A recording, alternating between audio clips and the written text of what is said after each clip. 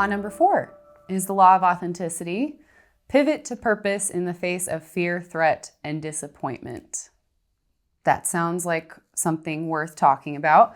So authenticity being the high end of the conversation meter, as we were just talking about, and the highest quality that you can be generating through your conversation. I find personally that authenticity is one that people get tripped up around the most because it sounds like this ideal of, oh, intersection of purpose and it feels wonderful and we're all aligned and But what I love about spending time on this as a law is, okay, but what happens when there is threat and disappointment, and what happens when we are in this mode of defense or protection, and how does that lead us back to authenticity? So what do we have to say about authenticity in the face of disappointment, distress? I love that we're actually naming disappointment and distress, because inside of any high performance team, and when we're talking about collaboration, there are going to be moments that are challenging. It is not all, as I like to say, rainbows and unicorns and pixie dust and happy, happy, joy, joy. There's going to be moments where things are challenging and stressful in most teams. Things are not going to go exactly as you planned. There's going to be circumstances that arise that you could not have ever predicted. And so we have to talk about those moments because they can make or break a team and make or break our possibility for creating more value and more joy. Mm-hmm. I want to get into the pivot part in a moment, Emerose. I want to go back to saying something about what do we mean by authenticity? Mm-hmm. Often, I've seen very different things written and said about authenticity. I saw an article just a few months ago talking about the breakdown in companies because people are all caught up in being authentic. Mm-hmm.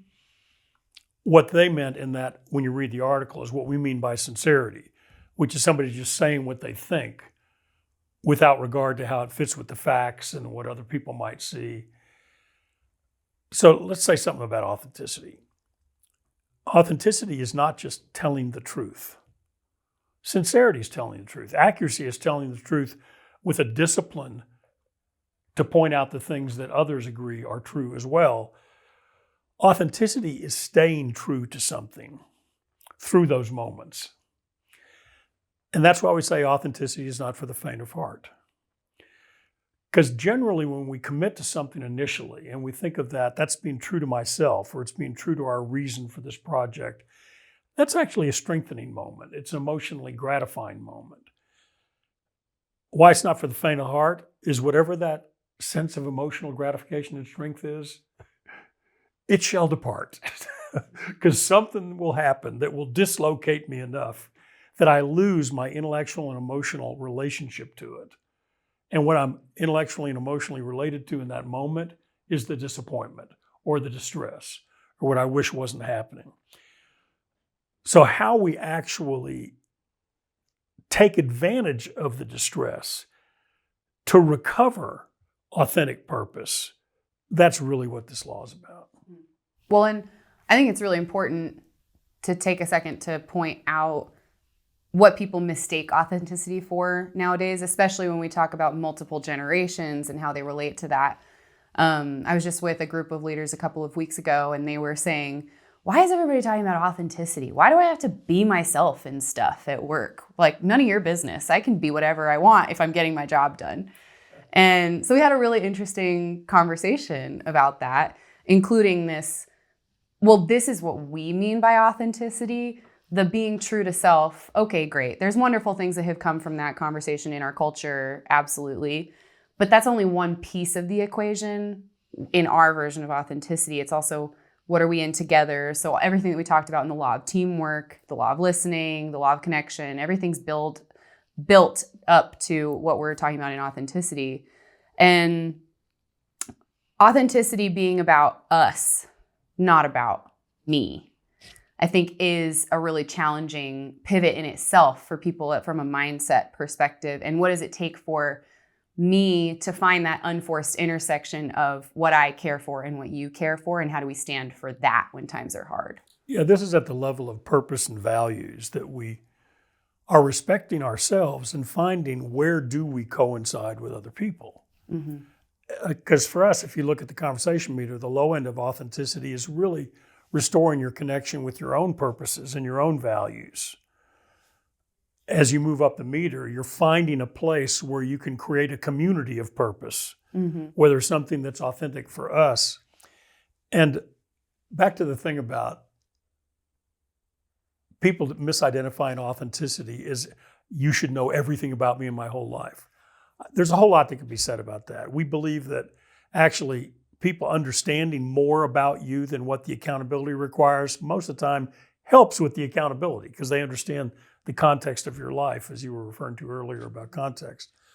And something I ask people a lot when they're acting like authenticity means saying everything that you think, I'll say, how would you like it if we put your internal voice on loudspeaker without your own permission? And people start laughing, and I see people be uncomfortable. And yeah, we actually don't need to hear all that. It's not valuable. Yeah. So if we're talking about value waste, Right. it's actually not valuable. Because a whole lot of what comes up for us is the criticisms and the discontent and the disappointment and the disapproval. All right, what am I for that has me be against all that?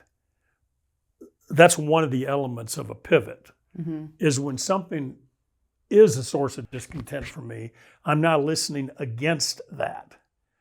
Well, what am I for? Which feels like it's at risk or feels like it's in some way in jeopardy that has me be against that.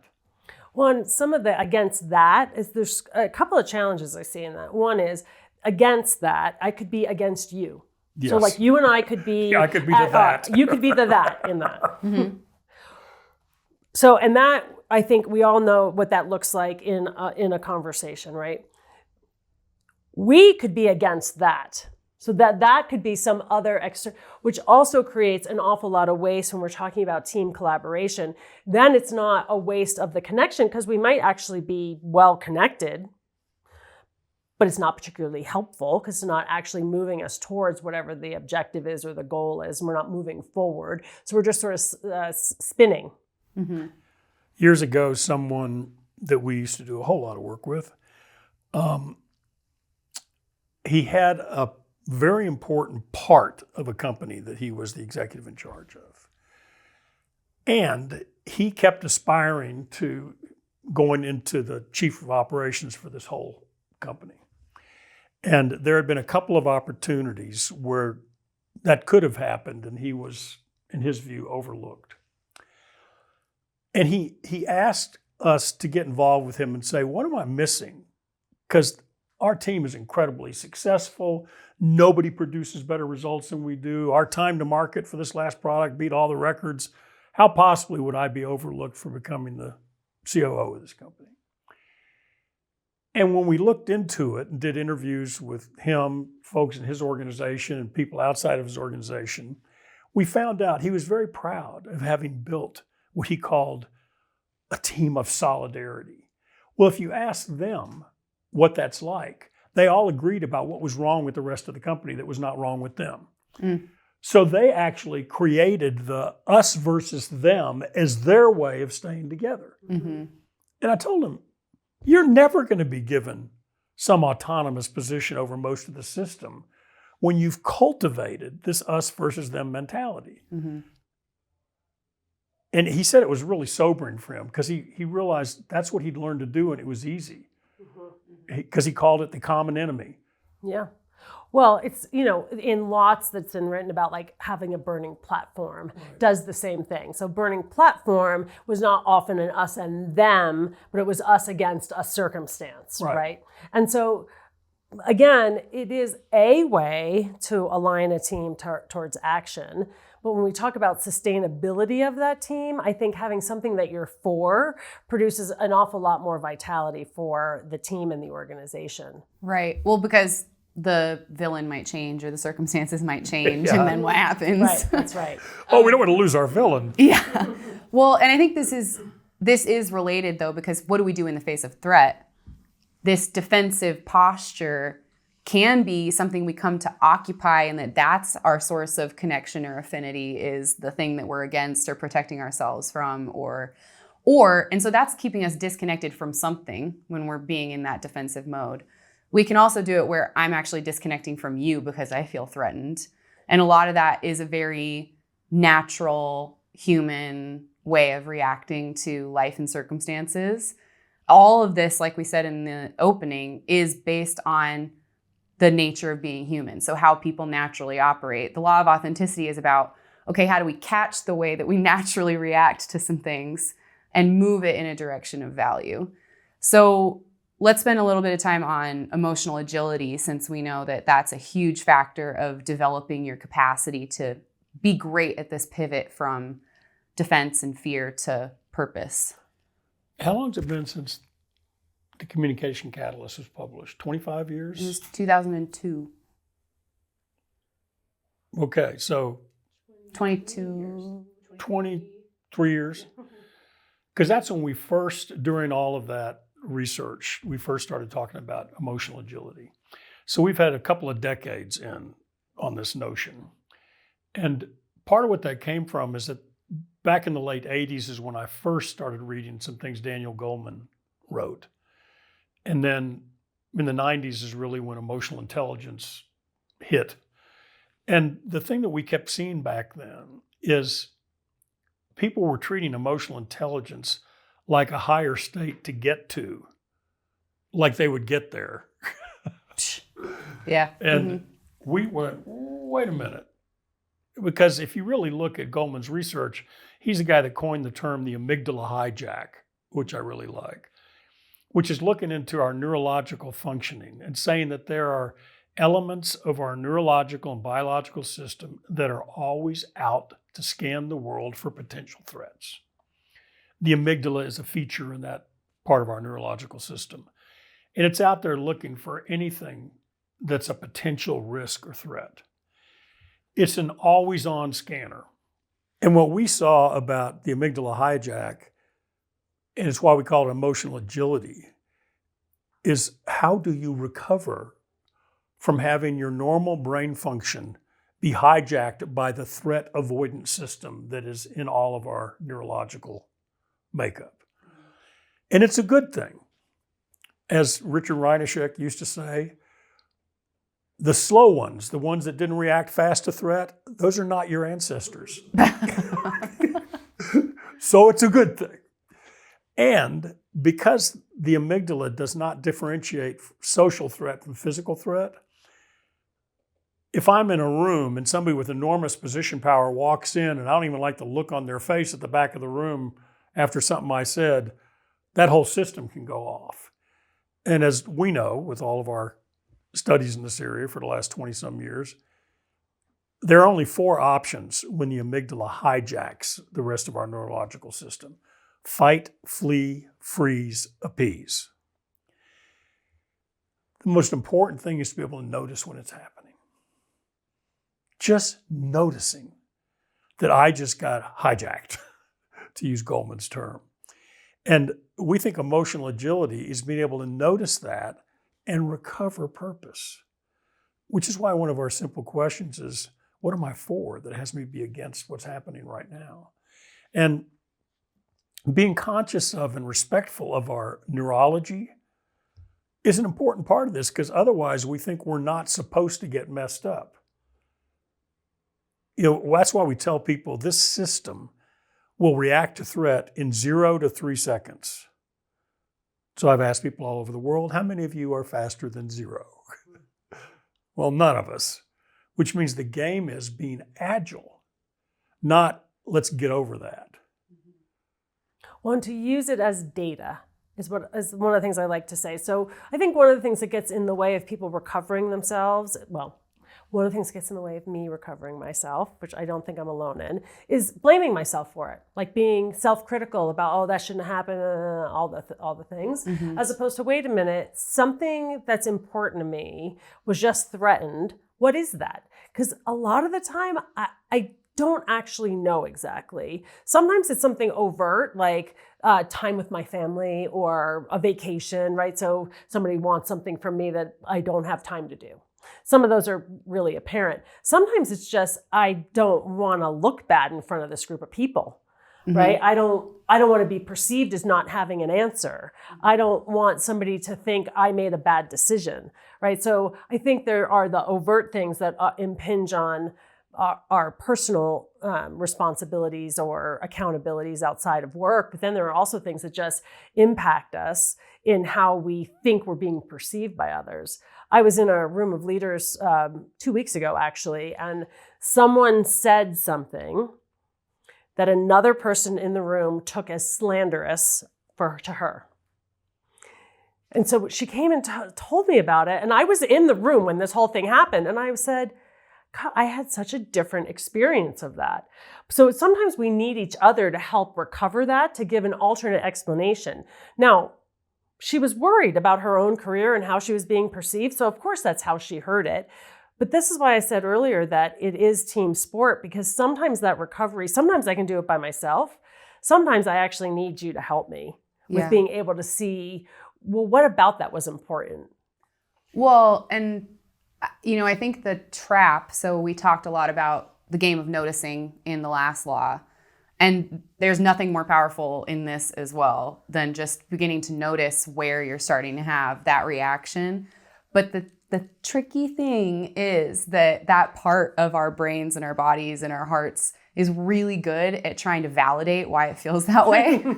So it'll be like, oh, no, this is exactly what you need to be focusing on. You're totally right. They're wrong. But being able to even catch that certainty.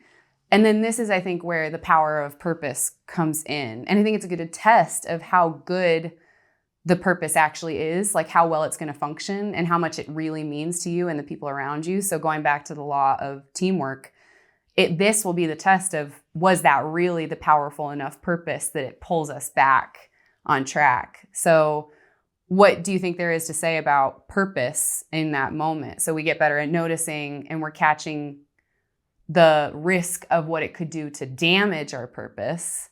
And then we have a choice. Well, I think it's good to differentiate bioreaction from purpose and get that they can happen independent of one another. So that I have bioreaction doesn't invalidate my purpose unless I don't get back to it. Right. But in the moment that it happens, it's 0 to 3 seconds. This stuff's going to happen. And getting some routine way of handling that moment, that's why as you know, our beloved colleague, Richard McDonald, has had such an impact for me, and I think for all of us in our practice over the last 20 some years. For me, what I've gotten really committed to, I could not yet say masterful at, is what he recommends is this flow of notice. So the first thing is notice a bioreaction. It's why I'd love if you put in the show notes the bioreactive styles test. Yeah. And people can take in 5 minutes and says, which one of these is the one I want to get best at noticing, because it's going to happen a lot. And then he says, breathe. So just notice the bioreaction. Oh, I just had a fight response. He says, notice, breathe, release. Like that's a release. Like just let go of having to be in a fight. Then reflect. And the simple question he asks is, what happened that I just reacted to? Which to me takes us back to what you were talking about. We just stop and notice, wait a minute. Where's the moment I was fine and what happened before the moment where I'm not fine? So breathe, release, reflect. What happened? Then reconnect, which is, what is it I'm for that has me be upset or disconnected about this? I get back to purpose. And what would purpose do? So I think that flow of notice, breathe, release, reflect, reconnect, that's the pivot. But it starts with, can we just accept we are all bioreactive? And that's what we call this. We have biological and neurological reactions to threat. They're not personal. They're not a character flaw. And when you get brilliant at emotional agility, you're actually catching and correcting before it gets on other people. But I don't know anybody that stopped needing to catch and correct. Right. And I think that's a huge part, is the humility that this is just going to keep happening to you. Because I think that's the other thing that's a trap, is the justification also comes from not wanting to see yourself in that imperfect state. So the justification kind of comes from, no, there must be a really valid reason why I just got my anger all over you, or ran away, or risked that thing, or what have you. But being able to just admit, I'm actually not that perfect and never will be. Interesting. I think there's two challenges in it. One is the notice it. Like, can I noticing notice it all, yeah. First. The second is, can I actually create a pause? Mm-hmm. You said earlier about like the speed worship. And I think that happens so often, even in conversation, where you say something and the immediate thing is, I have to say something. And like actually just not saying anything, just sitting quietly and pausing before, because that's actually what's required in that. Feels so hard in the conversational speed that so many of us are involved in, where you say a thing, I say a thing, and that's how the whole thing's got to keep going. And that if anybody just sits quietly for a minute, what do we interpret that as? What do we think that means? I have said before, I think leadership actually happens in those pauses, because it's the moment where we actually get to make a different choice about how we're going to react. Mm-hmm. Is it Frankl? Viktor Frankl. Viktor Frankl, Mm-hmm. right? Who says between stimulus and response, there is a moment. Yeah. Right? And what do you do in that moment? But most of us have consolidated the stimulus and the response to be that they have to happen right consecutive with one another. Mm-hmm. So there's the notice it, but then also give yourself the permission to take a pause. Yeah, that's the to me, crucial place of reflect in what Richard says, is you got to stop, take a breath, pause, allow the moment to be known rather than just react. Well, and I think inside of that is then what is there to propose versus oppose? What am I for? What are we for? What was the thing that we were all in together? Back to the high performance collaboration. Because some of the times the thing that I feel threatened by, others may also be feeling threatened by in that Right. moment. So actually naming it and giving it a place for us to do something about is an act of service for the community that we're in together to help advance it. Because just smoothing it over and skipping past it isn't going to help us either. Right. Well, and I think to get back to what we said in the beginning about what's my role in this and how do I generate something different, I think an explanation we get from people all the time is, well, they're not doing any better, or it's their job to fix this, or whatever. So if it is a conflict with other people, or it's a situation that we're feeling defensive about, somehow it's everybody else's problem because they're not stepping in to try to fix it. But I think anybody that's been in any sort of long-term relationship with anybody knows that there are moments where you just have to be the quote unquote bigger person. I think the bigger person part is, it's not about being better. It's just, can I be the first person to go, whoa, wait a second. Yeah. Take a breath, because bioreaction is infectious. So the more I commit to my bioreactive state or my defensive state, I'm actually inviting that in other people. Yeah. But if I'm the first, if I can notice it, I'm actually creating an opportunity for all of us to notice it. And so I think that's a huge element of the team opportunity to move in a more valuable direction. Years ago, Richard Reinashek and I were with a group, and I was really hooked by this guy in the room who I thought was arrogant, and he could tell I was in a bioreactive fit, barely restraining it. And we went on a break, and he said, I've got a question for you.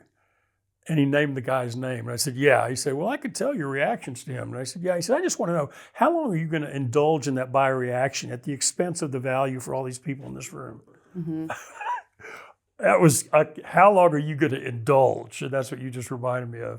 Right. I want to go back to what you said about propose, oppose, and then my last example on this topic. That's a very powerful distinction. When you talk about authenticity, authentic conversations are based on what we're for, not what we're against. And one of the ways resolution slows down in a conversation is people just keep saying what they don't like. So, well, what's wrong with this is that, or I don't like that, or I don't agree with that. Okay, let's stop and take a breath. What do I propose rather than what I oppose? It accelerates alignment. So it's a deeply important discipline to start paying attention to the pivot from oppose to propose. And then just to double down, Rose, on what you said about there's humility here, about us just getting this happens instead of trying to make it not happen. And y'all know this story before about somebody who's a real estate executive who, in a program years ago that I was facilitating, who in a previous part of his life was a rodeo rider. And we were working on something in this domain. His name was Hoot Shaw. And he said, I think I just got something important. I said, what do you mean? He said, we're not supposed to make this go away. We're just supposed to be smart about it when it happens. And I said, yeah. He said, well, it reminds me when I was riding those bucking broncs in the rodeo. I didn't want somebody to teach me how to get the horse to stop bucking. I wanted somebody to teach me how to be great when it bucked. Mm-hmm. That's what I think authenticity is. Mm-hmm. Life will buck. And can I be great in the moments where the disappointment or the threat actually disconnects me from my purpose, notice it, pause, and recover. So this has been the law of authenticity. Next, we're going to talk about the law of presence, which has a lot to do with our capacity to navigate those bioreactive moments and all the other moments we need to have our wits about us. An invitation for any of you just to think about a time you might have recently had a bioreaction, and did you have a moment to reflect on what was important to you and why that might have happened and what there is to learn from it? Or even more proactively, what's something that's important to you right now and what are the places where it might get in the way in the future, where you might have a reactive moment, and how might you plan for that catching and correcting?